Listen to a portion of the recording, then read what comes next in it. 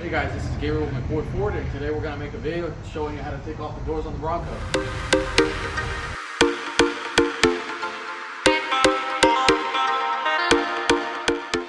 Alright guys, so the first step is you're going to want to come to the inside, roll your window down, and then you have two 13mm bolts, one on the bottom right here, and then one on the top. And then after you undo your bolts, you have an electrical connection right here. And all you have to do is undo this connection, and then your door's ready to come off.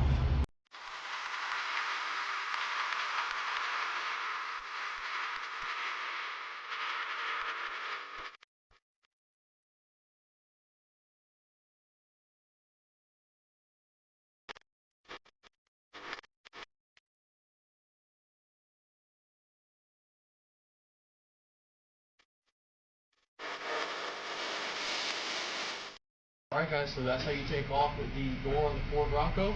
Just remember that your long bolt goes on the top, and your shorter bolt goes on the bottom. And then if you want storage bags for your doors, Ford does offer those as well.